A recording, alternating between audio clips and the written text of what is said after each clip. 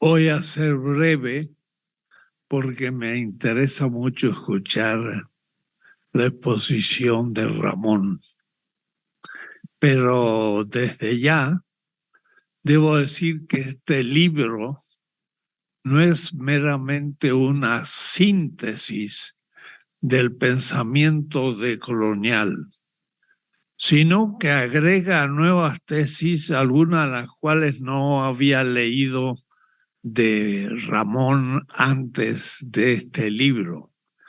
De tal manera que lo recomiendo en ciencias políticas para que si alguno empieza un curso sobre el pensamiento decolonial, pues sería muy bueno que nuestros alumnos lean este libro, porque es la arqueología, la evolución de cómo se llegaron a las grandes tesis y hasta ahora, después de la pandemia, incluyendo la guerra de Ucrania, que hay al fin unas pocas líneas, pero muy importantes para entender esta normalidad post-pandemia que estamos iniciando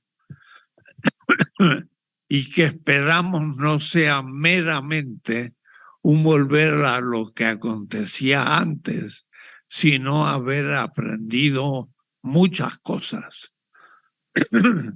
Porque la pandemia como hecho de la salud de la humanidad ha sido una confrontación con el neoliberalismo eurocéntrico, que ha pretendido privatizar el sistema de la salud, privatizar también el sistema de la alimentación, de donde salió pues los gérmenes patógenos, y la disminución del Estado con el ideal del Estado mínimo y el mercado máximo. El neoliberalismo cree que el mercado es la solución racional gracias a la hipótesis de una competencia perfecta, que aunque nunca se alcanza, dice von Hayek, hay que intentar llegar a ella luchando contra los monopolios. Y un sindicato es un monopolio porque defiende a los obreros y pide más salario, pero ese salario debería determinarse por la competencia del mercado y no por una intervención política. Todo eso, el neoliberalismo ha entrado en crisis, y ha entrado en crisis también Europa como tal, con la guerra de Ucrania, porque entonces Estados Unidos en crisis profunda, porque al fin puso en la balanza la industria de la guerra, o es decir, de las armas, como el modo del capital que puede ganar mayor ganancia, y ha dejado la producción misma de las mercancías en manos de países con menor salario, y dígase, gran parte de la producción de Estados Unidos de las mercancías ya se hace hoy en China. De tal manera que Estados Unidos está en crisis y depende de China, y entonces ha surgido una nueva confrontación que hay que analizar.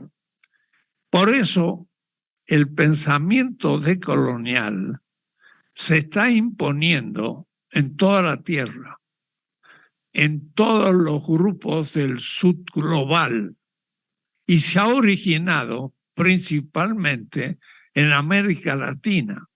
Ya anteriormente, el boom literario, por ejemplo, de los grandes escritores literarios latinoamericanos, fue una primer presencia de América Latina en el mundo. García Márquez pasa a ser un gran escritor que es traducido en todas las lenguas principales de la tierra, incluyendo de la periferia. Y después también, por ejemplo, la teología de la liberación fue una reinterpretación del cristianismo que se aplica también al pensamiento islámico, al pensamiento judío y al pensamiento religioso en general, que fue también una intervención latinoamericana muy fuerte. Y yo creo que esta corriente decolonial es un aporte del pensamiento latinoamericano globalmente. Por eso que se nos pide a veces exposiciones en la China, en la India, en el África, donde Ramón ha estado muchas veces en todos esos horizontes. Y debo decirles, hace unos pocos días se me propone una traducción de varios de mis volúmenes al chino y también al la lengua árabe y también al turco. ¿Qué pasa entonces? Ya no es solo para latinoamericanos, sino está valiendo para el sud global. Y Ramón es el especialista propiamente dicho de el pensamiento decolonial. Por eso es que este libro es como un mapa que recorre toda la arqueología del pensamiento y muestra cómo fue gestado en un intelectual como él, cuyo origen es ya determinante, un pensador puertorriqueño. Y al decir puertorriqueño, ustedes se dan cuenta que está en una situación de semicolonialidad o de colonialidad completa con respecto a los otros estados de Estados Unidos. Y se encuentra en el centro del Gran Caribe, como le va a llamar Ramón. Y entonces para ellos todavía el tema de la descolonización formal y primera hay que realizarla. Ustedes saben que Puerto Rico, Cuba y Filipinas siguieron siendo colonias de España hasta 1898.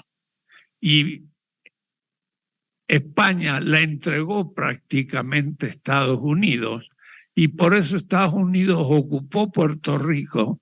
Cuba, que va a ser una guerra contra Estados Unidos y se va a liberar formalmente del primer colonialismo en el 1912 y sigue teniendo problemas hasta hoy. Y los filipinos volvieron a morir casi 150.000 filipinos en una guerra de liberación con respecto a Estados Unidos, que tomó las Filipinas como una colonia en el Asia, que realmente después la ocupación japonesa continuó el colonialismo y solo en la Segunda Guerra Mundial Filipinas se independiza. Entonces, ser puertorriqueño es tener en primer lugar, muy claro, no solo por José Martí, sino hasta ahora el problema descolonial. Pero además, debo decirlo, y puede extrañar, Grossfogel es de una familia judía. y lucha en este momento contra la islamofobia y está involucrado en los movimientos árabes en Francia y en otros países, defendiendo a los palestinos contra el Estado israelita, que tiene a Netanyahu de primer ministro, que es la extrema derecha casi nazi, aunque parezca una contradicción, en Israel. Y entonces esto le da mayor, por una parte, autoridad, y al mismo tiempo los judíos tienen que tomarlo con cuidado porque es un judío también, hijo de un argentino, pero que nació en Puerto Rico y que vive su vida prácticamente en Estados Unidos, como muchos puertorriqueños. Esta parte biográfica de él indica hasta qué punto siempre tuvo una advertencia directa a la cuestión de la colonización. Y yo mismo, que vengo de la parte más indiana, hispana de América Latina, pues no lo había constatado como gran descubrimiento, siguiendo a un pensador también judío como Emmanuel Levinas, con el cual descubrí la exterioridad del sistema eurocéntrico y una definición de la modernidad que se origina con la invasión de América. No me equivoco de decir la conquista solo, es la invasión. Y nosotros tenemos intelectuales muy importantes en México, pero alguno cometió el error de decir, aunque es muy famoso, el encuentro de dos culturas, donde una cultura asesinó a la otra. Es un encuentro más bien violento. Y por eso que en 1992, en Frankfurt, en Alemania, en alemán, durante un semestre expuse el tema 1492, el encubrimiento del otro. El indio no fue descubierto, fue encubierto en ese año. O es decir, se lo ignoró en la historia, no sabemos de dónde viene, y nuestra enseñanza hasta ahora en la escuela primaria, secundaria y en la universidad tenemos una historia eurocéntrica que ignora lo que ayer en la manifestación tan multitudinaria el presidente dijo: tenemos que honrar a México, que tiene una cultura milenaria, pero esa cultura milenaria está siendo ignorada por la SEP, ahora aún, y seguimos repitiendo una visión eurocéntrica de la antigüedad, la Edad Media y la Edad Moderna. Los románticos alemanes dicen: nosotros inventamos la antigüedad. Y a su vez propusieron a la Edad Media como una época de la historia universal. Y la Edad Media solo es parte de la Europa latino-germánica, ni siquiera de la Europa bizantina, que no estuvo en la Edad Media, y mucho menos en la cultura islámica, que en la Edad Media, que significó el aislamiento de la Europa latino-germánica en manos del Islam, que estaba de Marruecos a Túnez, a la organización cultural fatimita en el Egipto, la Mesopotamia, con la gran capital destruida en este momento por los bárbaros del siglo XXI, que así va a pasar Estados Unidos a la historia, en la barbarie que destruyó Irak, cultura milenaria, Siria, por imponer una democracia occidental, que ni en el mundo occidental es democracia, Afganistán y Libia y millones de personas han muerto en manos del imperialismo norteamericano en este siglo XXI. Entonces necesitamos tener una historia completamente distinta, descolonial. Y esto me llevó a mí personalmente a convivir con la descripción que hace muy valiosa y útil y sintética de Ramón Grossvogel. Debo decir que en alemán Grossvogel es una pájaro grande, pero no le escribe con V como se escribe en alemán, sino con F, porque el judío padre de Ramón se un poco hispanizó en Argentina y por eso se escribe con F, lo cual es una concesión que hizo la ortografía castellana, pero viene del sur. Entonces Grossvogel es una como síntesis de América del Sur y del Caribe y una visión muy interesante. Pero por ser miembro del Caribe, la cuestión colonial le era muy importante. Y por eso ya la diferencia de Ramón con respecto a otros autores del pensamiento descolonial va a ser darle tanta importancia al marxismo del Caribe, el cual marxismo debió explicar cómo la esclavitud era un modo capitalista de explotación del trabajo y producción de plusvalor, de otra manera que entre los indígenas continentales de América Latina, que quedó expresado mucho mejor en el pensamiento de Quijano, Aníbal Quijano. Pero ambos, tanto Ramón como Quijano, fueron influenciados por el gran Wallerstein en Binghamton, y él cuenta esta historia. En Binghamton,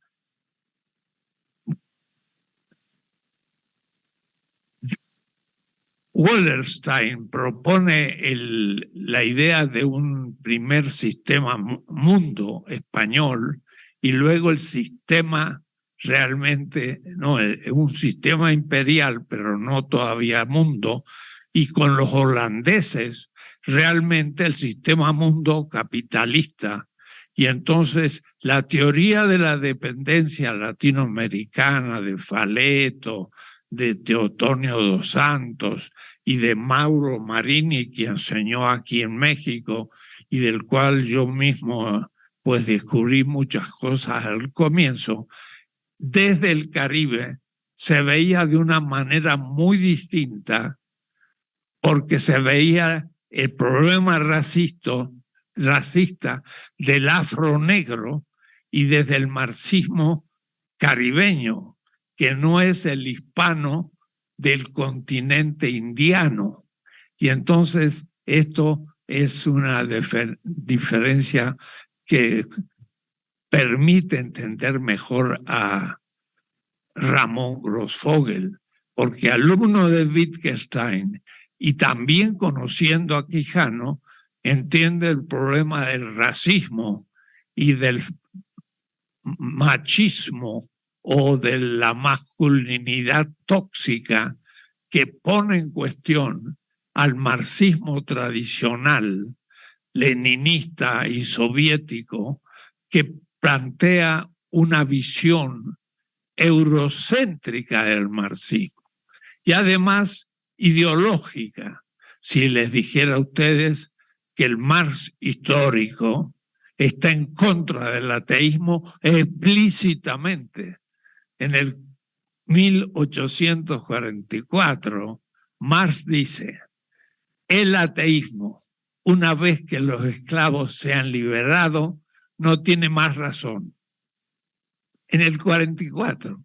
Y en 1874 dice, el tonto este de Bakunin me quiere meter en la Internacional una asociación de ateos socialistas.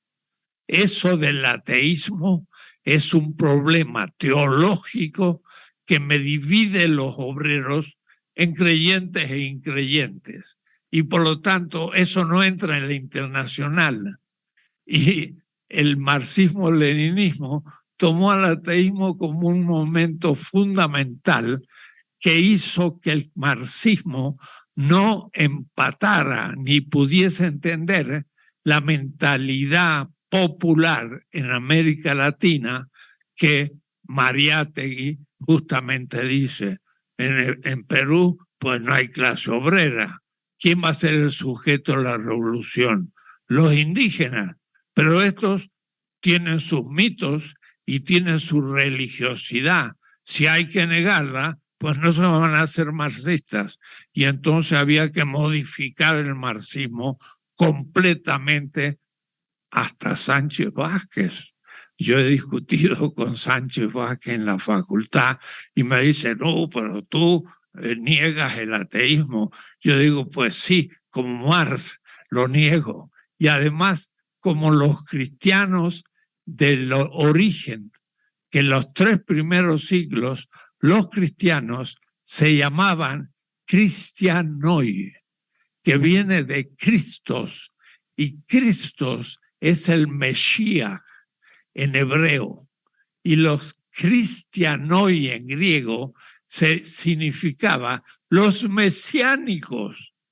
Y este es un punto que quiero aclarar, porque una cosa es el cristianismo de los 3 primeros siglos, que es mesiánico y revolucionario, antirromano, y iban a los circos por ser ateos de todos los dioses romanos. Y otra cosa es la cristiandad desde el siglo IV. Entonces, cuidado, lo que negamos es la derecha de la cristiandad. Y Marx dice, ¿de dónde sacan un Estado cristiano? En el artículo sobre el robo de la leña. Lean a San Agustín, dice Marx, y los padres de la iglesia. Casi ningún marxista ha leído a San Agustín ni los padres de la iglesia como recomienda Marx. Y díganme de dónde han sacado un Estado cristiano.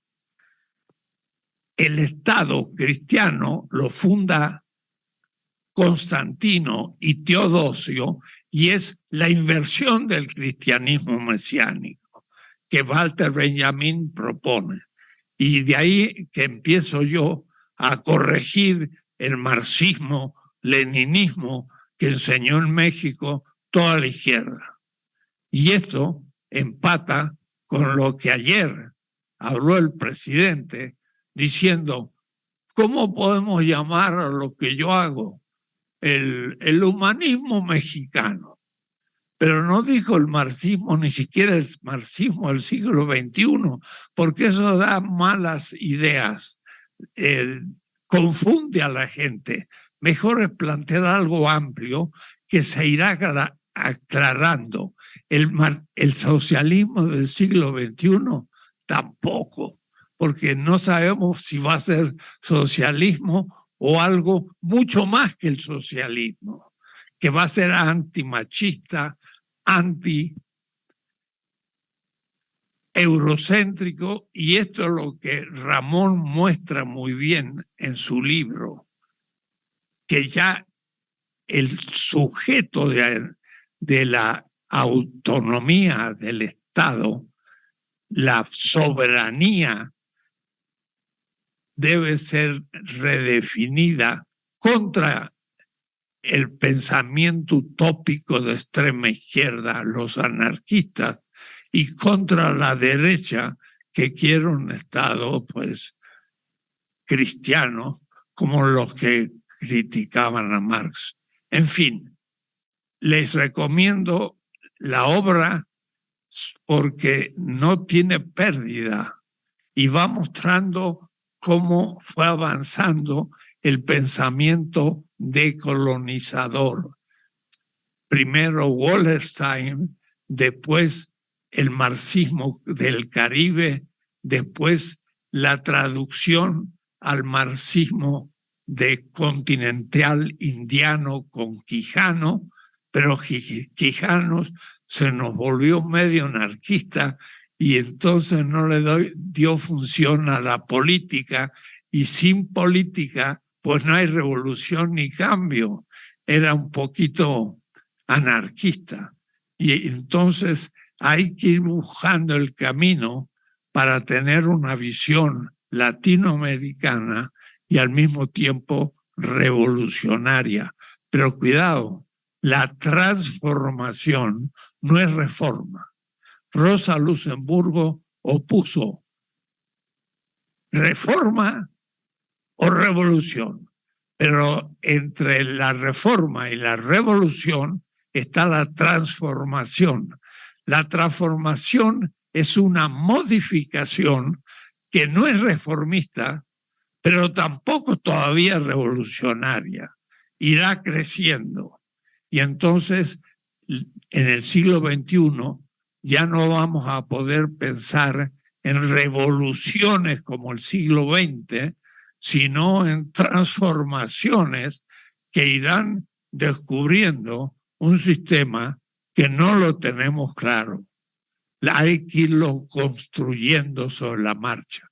Y por eso que el final de la exposición de ayer del presidente fue muy importante teóricamente, porque muestra que hay que tener el principio vida como justicia, el principio democrático como validez o apoyo de la participación del pueblo, pero el tercer principio de la política y de la democracia es la factibilidad.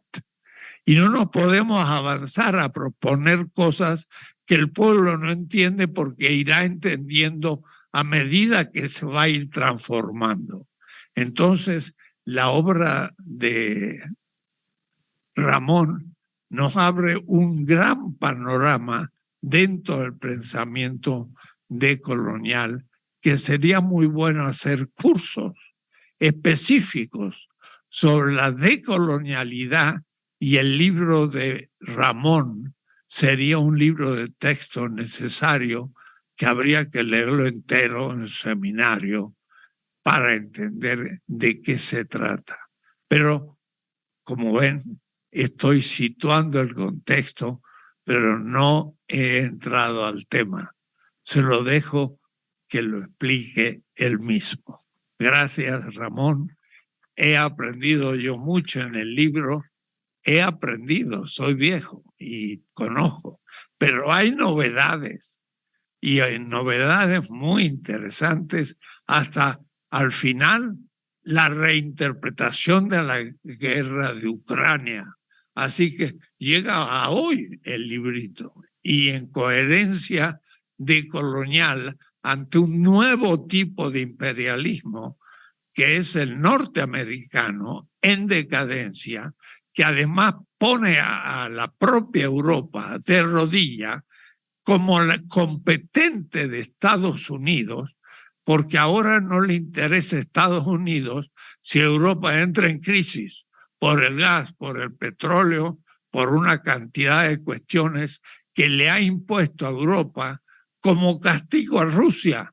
Pero los rusos, el castigo que le ha propuesto, pues no lo toca, porque tiene mucho gas y petróleo y puede entonces perfectamente continuar en la línea actual, y poner al dólar cada vez más en cuestión. Y entonces la posición decolonial queda profundamente probada como una hipótesis muy necesaria en este momento. Gracias, Ramón, por este buen libro.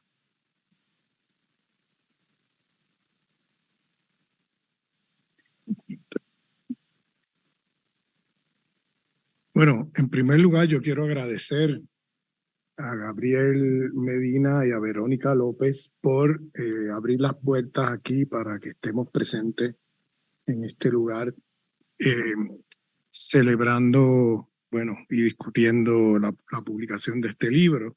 Y quiero agradecer, por supuesto, el esfuerzo hecho y la introducción y el comentario crítico que ambos han hecho al libro. Lo mismo al maestro Enrique Dussel, que aquellos que miren mi libro van a ver que yo parto de muchas tesis de Enrique, intuiciones de Enrique, y trato de seguir esa línea de pensamiento en muchos aspectos que yo estoy desarrollando aquí.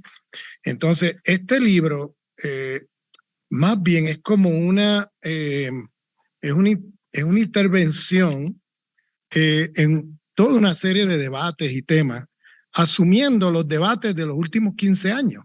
Es decir, yo intento entonces en este libro poner al día la teoría decolonial y los debates decoloniales a partir de varios acontecimientos y debates que han ocurrido en los últimos años. Por ejemplo, una cosa que a mí me resultaba, o sea, ya hoy no podemos seguir usando los términos de la misma forma, porque no podemos seguir hablando de lo decolonial como hablábamos en el año 2005, ¿no?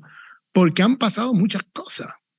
Por ejemplo, si yo hoy digo decolonial y ya, pues no establezco una distinción entre aquellas personas que han usado esta identidad y esta teoría, pero que terminan de alguna manera justificando las intervenciones imperiales o se han puesto del lado del imperio en determinadas crisis, como el caso del golpe de Estado contra Evo Morales, el caso del golpe de Estado de Guaidó contra el gobierno bolivariano y el presidente Nicolás Maduro. Y entonces ahí hubo una fisura grandísima. Yo creía que si uno decía decolonial, pues estaba implícito allí y con claridad que somos, bueno, antiimperialistas. Siempre digo que no todo antiimperialista es decolonial, pero todo decolonial tiene que ser primero y antes que nada antiimperialista, si no, ¿de qué nos estamos descolonizando? ¿Entiendes? O sea, esto es una cosa que siempre repito por ahí. Aquí elaboro con más detalle las consecuencias teóricas de ese planteamiento. O sea, intento ahí elaborar más. Por ejemplo, hoy día yo diría que me identificaría más por el lado de antiimperialista decolonial o de colonial antiimperialista. Bueno, eso hace 15 años me parecía una redundancia. Pero hoy día, después de estos debates que hemos visto y después del posicionamiento de algunos de nuestros colegas que se han posicionado de una manera tan problemática como, por ejemplo, algunos de ellos diciendo que el golpe de Estado de Evo Morales es una rebelión popular. O sea, está blanqueando el golpe de Estado. Entonces, estas son cosas, vamos, muy problemáticas. Entonces, eso me obligó a tener que plantear entonces otra manera de pensar el tema decolonial y por eso el apellido antiimperialista, que parece una redundancia. Yo hablo de un nuevo, en el título está ahí, nuevo antiimperialismo decolonial. ¿Por qué? Porque el antiimperialismo hoy no puede ser el mismo del siglo XX o del XIX. El antiimperialismo hoy tiene que asumir necesariamente la multiplicidad de opresiones y de dominación de esta civilización capitalista moderna. O sea, la modernidad capitalista constituye un proyecto civilizatorio y entonces yo intento también teorizar aquí el tema civilizatorio, un tema que usualmente ha sido como puesto en los márgenes, pues, sobre todo en las teorías de economía política mundial, ese tipo de cosas. Usualmente el concepto de civilización es tirado de lado Y yo lo que intento aquí plantear es que estamos en una civilización de muerte, que esa civilización de muerte tiene 15, 16 jerarquías de dominación y que esto tiene consecuencias políticas y teóricas, porque teóricamente, obviamente, el sistema, el capitalismo histórico, el capitalismo realmente existente, está constituido y organizado desde adentro, digo desde adentro para salirnos del tema infraestructura, superestructura. Yo hablo aquí de heterarquía, múltiples jerarquías imbricadas entre sí, que es otra conceptualización de infraestructura, superestructura. Entonces, hablo aquí de cómo hay esta imbricación, sucede desde la misma modernidad occidental, cómo organiza el capitalismo histórico, es decir, el capitalismo realmente existente, lo organiza de una manera particular. Siempre digo, si el capitalismo es genocida es porque está organizado desde adentro con lógica racista de la modernidad occidental. Si el capitalismo es feminicida es porque está organizado desde adentro con las lógicas patriarcales de la cristiandad, y yo distingo claramente en el libro entre cristianismo y cristiandad, algo que aprendí con el maestro Dussel, porque no se puede colapsar estas cosas. Es un error político y teórico colapsarlas. Tenemos también si el capitalismo es ecologicida es porque está organizado también desde adentro con las lógicas civilizatorias dualistas cartesianas de la modernidad occidental.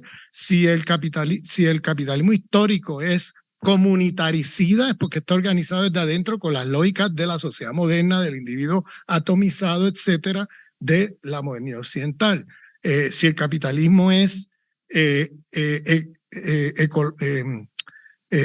epistemicida, es porque está organizado desde adentro también con las lógicas civilizatorias eurocéntricas de la modernidad occidental. O sea, lo que yo intento entonces aquí teorizar es cómo el sistema mundo capitalista, moderno, occidental, está organizado, ese capitalismo histórico realmente existente, cómo está organizado desde adentro con estas lógicas civilizatorias. Aquí hay una crítica a Wallerstein, porque Wallerstein sigue viendo el sistema mundo capitalista desde una lógica muy economicista y desde del concepto superestructura-infraestructura. Entonces, pierde de vista, o sea, la modernidad para él queda como una especie de proyecto emancipatorio y como en todo caso, todo esto como racismo, sexismo y todo eso es como una superestructura que se deriva de la acumulación de capital.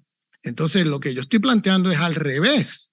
Desde el giro de colonial, la acumulación de capital a escala global está organizada por un proyecto civilizatorio que hace de ese capitalismo histórico, de ese capitalismo realmente existente, que tenga unas particularidades muy concretas. ¿Qué hubiera sido el sistema capitalista de haber sido organizado por otra civilización? Pues no sé. Podríamos especular sobre eso, pero eso no fue lo que pasó. Históricamente fue la expansión colonial europea que lleva a las Américas, por ejemplo, las lógicas civilizatorias de ese momento de Europa hacia acá, de esa Europa medieval de la cristiandad, que lleva sus lógicas civilizatorias y de dominación hacia acá y organiza el capitalismo en esa expansión colonial, creando el mercado mundial capitalista. Entonces, ese mercado mundial, en un primer momento capitalismo comercial, pues se organiza desde el primer momento con lógicas civilizatorias racistas, sexistas, dualistas, que en un momento era el dualismo de la cristiandad, pero que se seculariza con el dualismo hombre-naturaleza en Descartes, que es una secularización de temáticas que venían de la cristiandad y que se secularizan allí en esa división hombre-naturaleza, que tiene unas consecuencias nefastas para la ecología planetaria.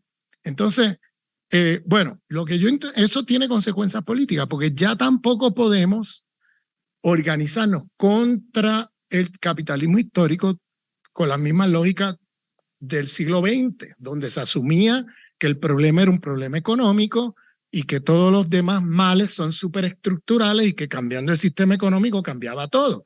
Resulta que no, porque no es el sistema económico, el capitalismo histórico que yo teorizo aquí en detalle, está organizado, es el sistema económico de una civilización que lo organiza de una manera muy particular y muy propia. O sea, y entonces eso hace que esto tiene consecuencias políticas, porque ya no podemos asumir que a través de lucha de solamente lucha de clase o exclusivamente lucha de clase y de un cambio económico se va a cambiar el sistema en que estamos. Eso fue uno de las grandes falacias del socialismo del siglo XX, que asumía esta teoría de que cambiando el sistema económico, la causalidad está en el sistema económico y lo demás es superestructura que cambiará cuando se cambie el sistema económico.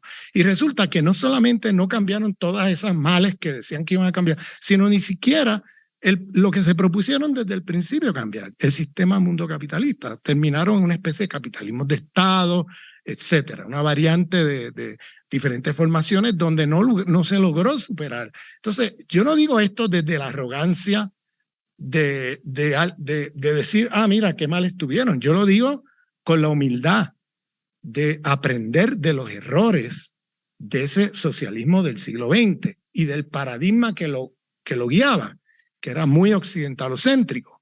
Y lo digo con la humildad porque allí hubo gente que se jugó la vida.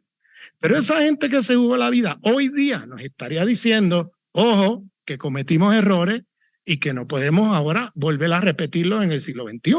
Así que, por favor, aprendan de nuestros errores.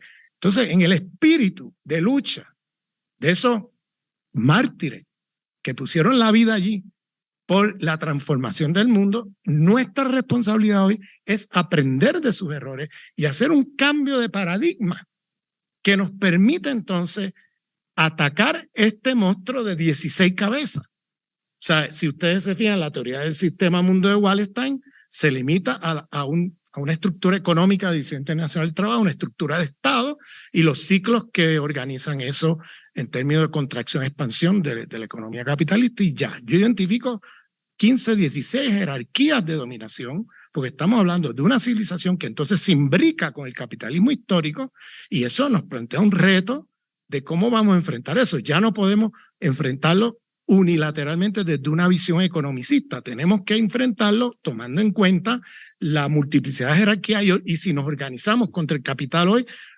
y nos organizamos reproduciendo el racismo, reproduciendo el sexismo, reproduciendo el dualismo cartesiano, reproduciendo lógicas, por ejemplo, de ecologicida o lógicas eurocéntricas, etcétera, vamos a reproducir todo contra lo cual estamos luchando. Entonces, por eso es que estoy haciendo un llamado de atención para plantear una cartografía del poder que nos permita entonces orientar nuestras luchas de una manera más efectiva con antisistémica. Ya no podemos ser simplemente anticapitalistas, tenemos que ser antisistémicos. Por eso el nuevo antiimperialismo del siglo XXI tiene que tener allí el buen vivir, tiene que tener allí el antirracismo, tiene que tener allí el feminismo, tiene que tener allí toda una serie de movimientos, ¿no? Como nuevo antiimperialismo para el siglo XXI, que no repita los errores de ese antiimperialismo del 20, que se limitaba a la alianza obrero-campesina, una cosa totalmente económica, y dejaba de lado todos estos otros problemas. Entonces, yo no estoy diciendo que dejemos de lado la alianza obrero-campesina o las alianzas de clase, etcétera, o el análisis de clase. Yo estoy diciendo que hay que complejizarlo, porque ese análisis de clase está organizado desde adentro con estas lógicas civilizatorias. Y entonces las consecuencias políticas es que para destruir este monstruo de 16 cabezas tenemos que ser interseccionales en la manera como nos organizamos contra el sistema. Es decir, tenemos que ser ya no solamente anticapitalistas, sino antisistémicos. Porque si no, vamos a estar reproduciendo todo contra lo cual estamos luchando nuevamente.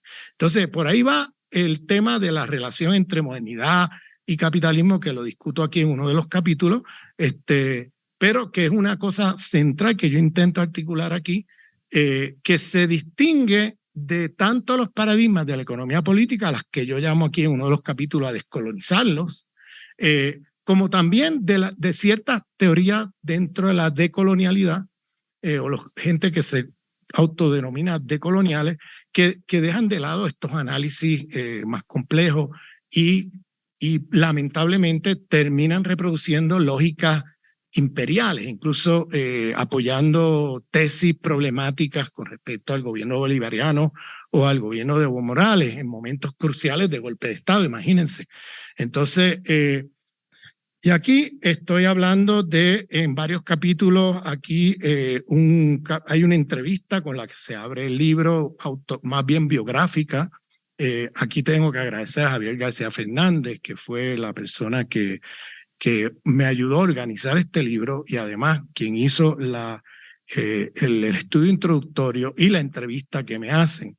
Luego tenemos aquí un primer capítulo donde me meto en el pensamiento decolonial afrocaribeño, ¿bien? Que es muy desconocido, muy, podríamos decir que marginal, invisibilizado por el mismo racismo epistémico y todo esto, cuando realmente ese pensamiento está como en la base de muchas de las teorías decoloniales y postcoloniales que tenemos hoy, porque fueron los autores que, miren, la teoría del sistema mundo no es de Wallenstein, y eso lo reconoce Wallenstein mismo, es de el marxista negro de Trinidad Tobago, Oliver Cox, que escribió 4 volúmenes del sistema mundo capitalista en los años 40 y 50 del siglo pasado, y que Braudel, Arrighi y Wallenstein usan como periodización de las transiciones del capitalismo,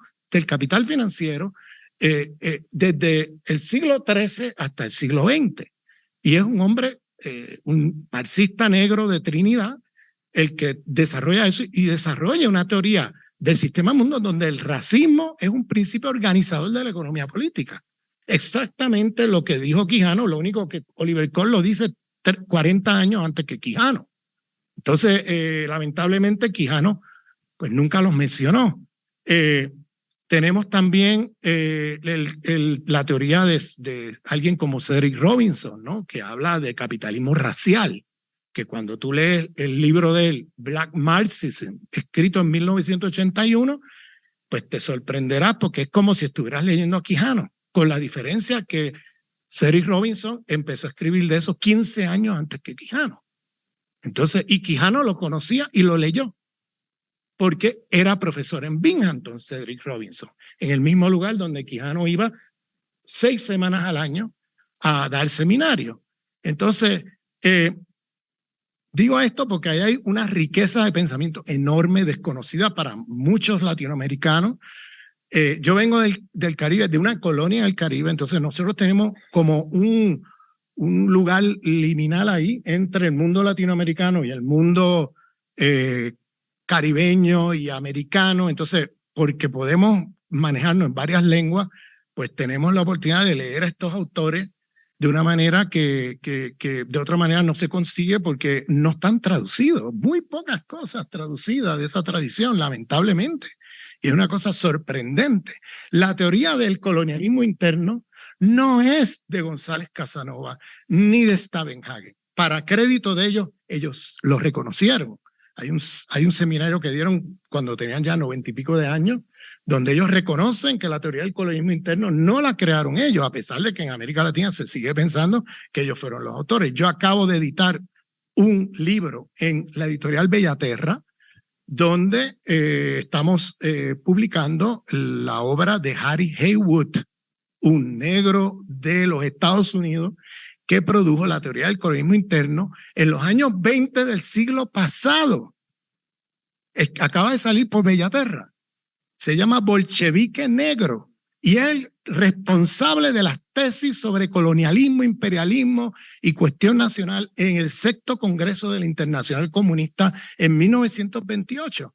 Y está totalmente borrado de la historia, cuando él es realmente el teórico del colonialismo interno y el que articuló en su visión la relación entre clase y raza de una manera muy parecida como hablamos hoy en la colonialidad. Y entonces eso acaba de ser traducido hace 2 semanas, acaba de salir el libro. Pero es un libro en el cual yo hago la introducción junto a Daniel Montañez, que es el autor en mi colección de ACAL de Marxismos Negros, que los invito también a que se busquen ese libro. Y entonces tenemos también una serie de planteamientos que yo hago aquí para descolonizar las ciencias sociales. Hay un capítulo dedicado a eso. La descolonización de los universalismos occidentales, donde ahí hago toda una discusión de la crítica al universalismo occidental, la propuesta pluriversal, del cual yo coloco el concepto de transmodernidad del profesor y maestro Dussel como central en esa descolonización. Luego tenemos el concepto de racismo. Hago una crítica a Michel Foucault desde la teoría del racismo de Fanon, que es una teoría muy interesante porque nos salimos de la idea de racismo como un tema de estereotipos o de prejuicio. Él muestra ahí el aspecto estructural del racismo. Cuando él habla de zona de ser y no ser, cuando él habla de los métodos que usa el sistema para gestionar el conflicto en la zona del ser entre los sectores superiorizados, ¿no? Hiperhumanizados, donde se usa emancipación y regulación como método de regular el conflicto, y en la zona del no ser, aquellos sujetos deshumanizados, se usa la violencia y el despojo. O sea, ahí tienes una diferencia abismal, como diría ahí Boaventura, entre la zona del ser y la zona del no ser. En los métodos que usa el sistema para gestionar el conflicto en cada zona. Entonces, un conflicto de clase, una explotación de clase, como obreros o proletarios en la zona del ser, se vive esa opresión de una manera muy distinta a como se vive en la zona del no ser, por esta diferencia en la materialidad de la dominación. Lo mismo una dominación de género o de sexualidad o de lo que sea, se vive, parecen ser similares, pero no lo son, porque en uno se gestiona el conflicto con métodos pacíficos como regla general, con momentos excepcionales de violencia, regulación, emancipación, y en otros se gestiona con violencia y despojo como constantes, con momentos excepcionales de paz. O sea, es el mundo al revés, en un lado o en el otro. Y eso, nada más que pregúntenle a los indígenas de México o a los indígenas de las Américas o a los pueblos afrodescendientes de las Américas, y van a ver ahí cómo se viven esas opresiones de una manera muy diferente. Estoy hablando aquí también del racismo, sexismo epistémico que tenemos, que es el fundante a las universidades occidentalizadas. Y hablo de 4 genocidios epistemicidios que son constitutivos a el racismo y el sexismo en la producción de conocimiento de la modernidad occidental. La conquista de Al-Ándalus, la conquista de las Américas, de los pueblos, ¿no?, originarios de las Américas, Abya Yala, la conquista de los pueblos africanos y la conquista de mujeres quemadas vivas acusadas de brujas. Esto está pasando al mismo tiempo en el largo siglo XVI, entre 1450 y 1650. Para el momento en que Descartes dice yo pienso, luego existo, hay estos 4 genocidios epistemicidios que son constitutivos y median la relación entre el yo conquisto, que Dussel siempre nos llama la atención, esos 150 años del yo conquisto, que devienen en el yo pienso idolátrico cartesiano. La mediación a eso es el yo extermino. Es decir, no todo yo conquisto deviene en un yo pienso idolátrico.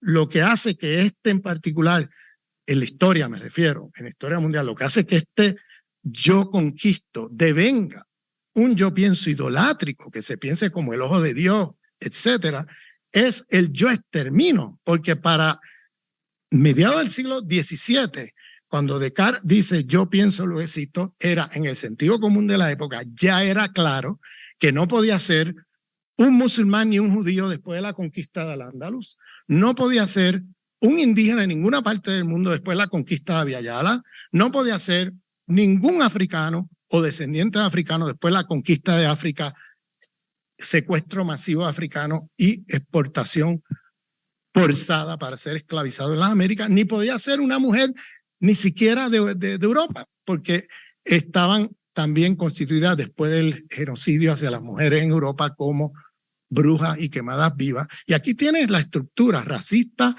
y patriarcal, constitutiva a la forma de producción de conocimiento de la modernidad que luego devienen en la universidad occidentalizada, empezando por la Humboldt, ¿no? Y que constituyen una epistemología racista y sexista porque se privilegian hombres occidentales de 5 países.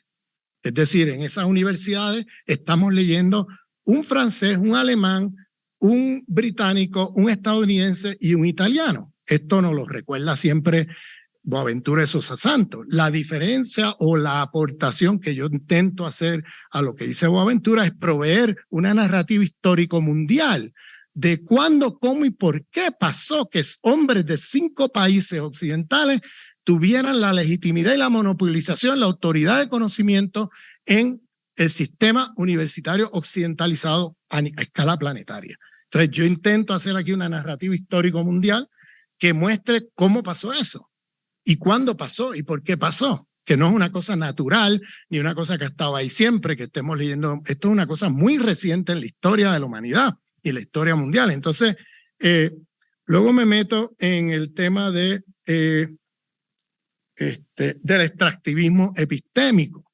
que yo hago una crítica aquí fuerte a la escuela modernidad-colonialidad, porque, bueno, muestro ahí cómo se está extrayendo conocimientos de la tradición negra e indígena en las Américas sin mencionarlo ni reconocerlo. Entonces lo veo muy perverso, porque una cosa es que lo hagan los antropólogos coloniales de toda la vida y otra cosa es que a nombre de lo decolonial estemos haciendo lo mismo.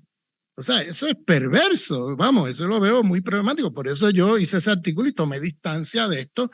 Y esto fue antes de la ruptura política, porque ya yo veía ahí una estructura epistémica colonial en lo que cómo se estaba produciendo conocimiento ahí.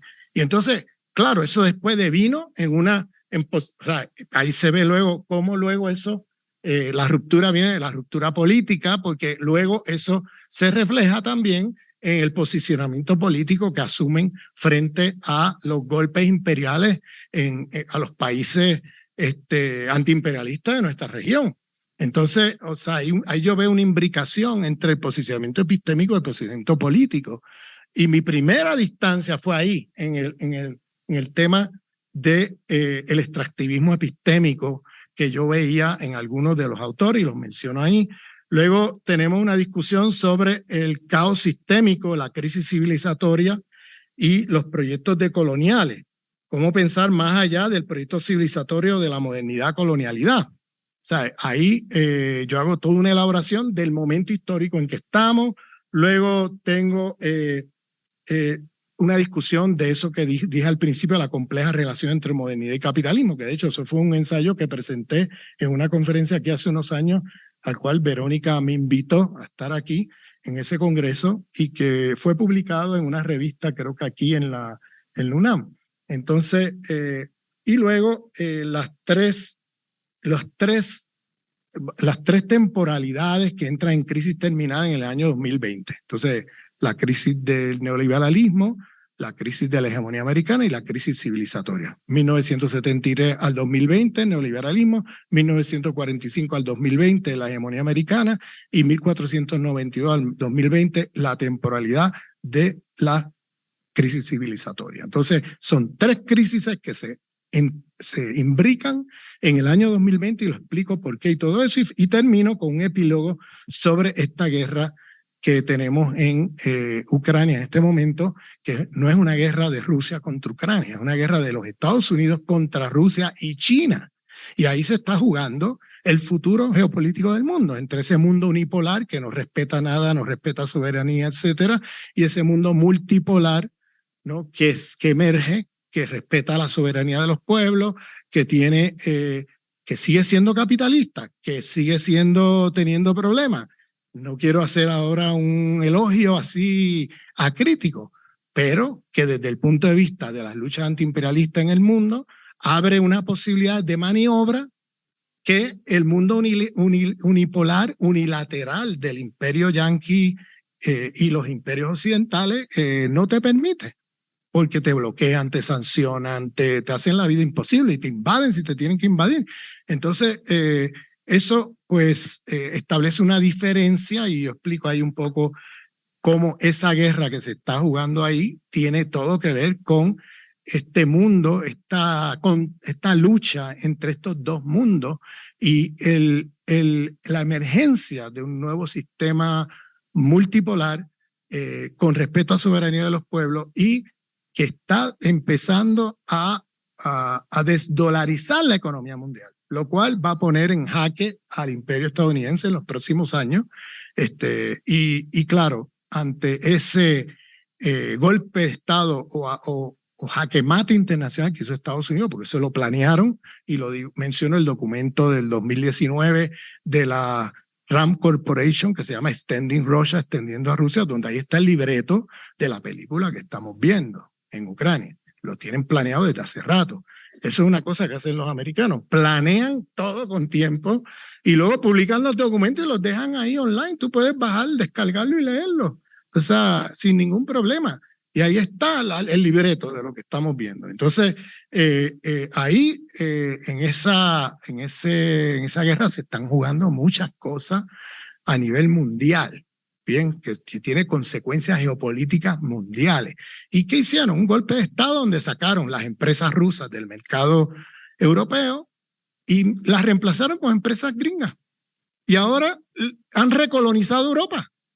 Y ahora le venden a precio de monopolio a los europeos.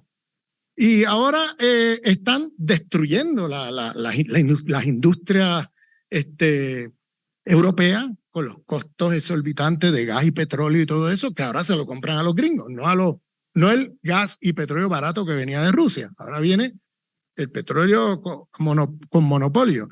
Recordemos que Rusia las importaciones de la Unión Europea de Rusia es el 40% de las importaciones mundiales de la Unión Europea. ¿Se imaginan el mercado que estamos hablando? Es un mercado de miles de millones de euros.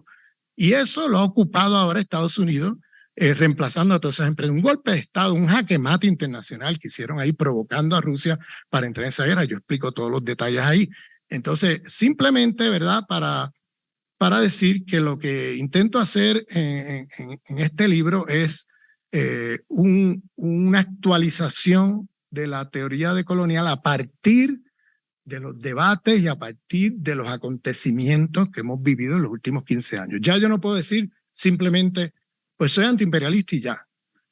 Tenemos que tener un nuevo concepto de antiimperialismo que sea interseccional. Ya no puedo decir, pues soy decolonial y ya, porque ya después de lo que ha pasado, ya no es tan obvio ni evidente que ser decolonial te hace antiimperialista, ¿bien? Porque hay decoloniales que son proimperiales. Entonces, vamos, eso de colonial proimperial es obviamente una contradicción insalvable, pero hay gente que se identifica de esa manera y hacen esto. Entonces, tampoco podemos tener las teorías interseccionales que no tengan allí el antiimperialismo. Las feministas negras siempre pusieron el antiimperialismo allí al frente de todas sus teorías interseccionales. En cambio, ahora tenemos una interseccionalidad, ¿cómo diríamos?, domesticada o descafeinada, que el mismo imperio, el sistema civilizatorio, cuando criticamos el sistema civilizatorio, ya no podemos criticarlo desde una abstracción, sino como un sistema imperialista mundial que es el que materializa el sistema civilizatorio. O sea, no podemos hablar de crítica civilizatoria y no criticar el sistema imperialista, como si fueran cosas, como si una no tuviera que ver con la otra. No, es que la materialización y encarnación de ese sistema civilizatorio hoy es el sistema imperialista mundial hegemonizado por los Estados Unidos. Entonces, eso tiene consecuencias teóricas y políticas. No puedes ya ir contra este sistema civilizatorio de muerte y no ser antiimperialista y no tener claro el horizonte antiimperialista de la lucha antioligárquico y antiimperialista en nuestra región. Entonces, obviamente no podemos ya hablar de interseccionalidad de la misma forma que antes, porque ahora ese mismo imperio que produce todas esas patologías y todos esos problemas de múltiples opresiones y esa civilización destructiva de la vida, una civilización de muerte, ese mismo sistema imperial que produce eso y lo reproduce, tiene hoy estrategias perversas y brillantes. Vamos a hay que reconocer eso, donde ahora ellos mismos agarran su propio dinero y subsidian a la izquierda domesticada que ellos quieren. Y entonces subsidian a través de ONG, a través de fundaciones, a través de diversos mecanismos, le pasan dinero a la izquierda que ellos quieren producir.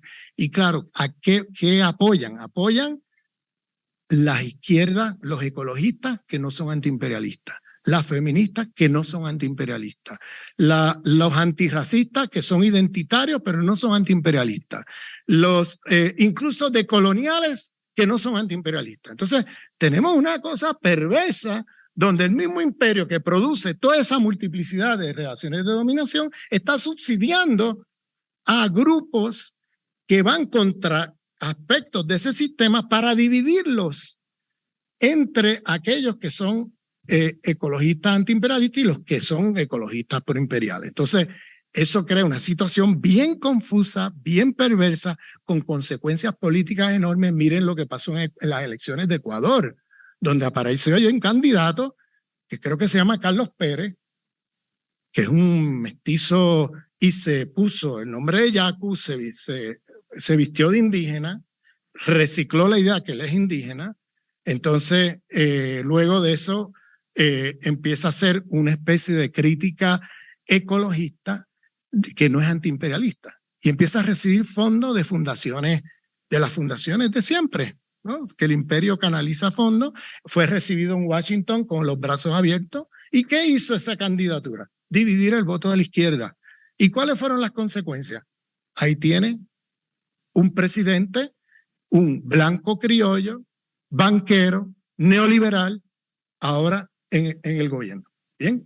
¿Por qué? Porque en ese momento este tipo de candidato que promovió el imperio dividió el voto de la izquierda, creó una confusión enorme y terminó colándose el candidato que el imperio quiere. Por eso es que tenemos que tener los ojos abiertos y tener criterios para poder distinguir entre una crítica interseccional, etcétera, de múltiples opresiones, que es antiimperialista y que lleva adelante una lucha antisistémica de el uso de estas teorías para luego perversamente reproducir el sistema y crear las condiciones para que el sistema siga para adelante. Entonces, ahí tenemos que tener el ojo abierto porque esto está pasando en nuestras narices en toda América Latina sin excepción, sin excepción. Esto, donde quiera que me muevo por ahí, siempre múltiples ejemplos de esto. Y lamentablemente muchas veces nos confundimos porque muchas veces aparecen por ahí personajes que parecieran estar del lado correcto de la lucha y en realidad son personeros que envía el imperio, financiados por el imperio, para crear confusión y dividir a los pueblos de la lucha de liberación. Bueno, paro aquí, simplemente los invito a que lean el libro y vean, porque aquí fui abuelo de pájaro, pero hay muchas cosas ahí que no pude desarrollar ni explicar. Muchas gracias.